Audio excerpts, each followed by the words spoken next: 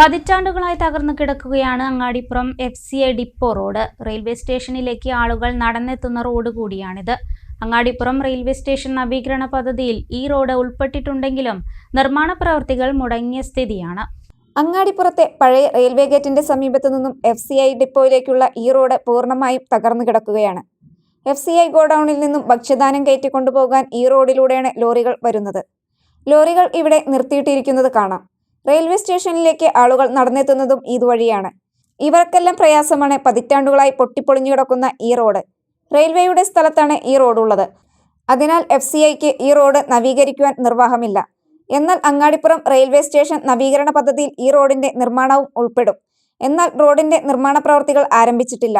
ഈ റോഡിന്റെ നിർമ്മാണം പൂർത്തിയായാൽ റോഡ് പൂർണ്ണമായും റെയിൽവേയുടെ നിയന്ത്രണത്തിലാവും. FCIയിലേക്ക് വരുന്ന വാഹനങ്ങൾക്ക് നിയന്ത്രണം ഏർപ്പെടുത്താനാണ് നീക്കം. റെയിൽവേയും FCIയും തമ്മിലുള്ള ഈ വിഷയം കാരണം റോഡിന്റെ നിർമ്മാണ പ്രവൃത്തികൾ നീണ്ടുപോകുമെന്നാണ് സൂചന. നിങ്ങളുടെ കരിയറിന് നല്ലൊരു തുടക്കമാകാൻ ഇലക്ട്രോണിക്സ് IT മേഖലയിലെ ഏറ്റവും മികച്ച കോഴ്സുകളുമായി ETC electro technical college Perinthalmanna, Malappuram.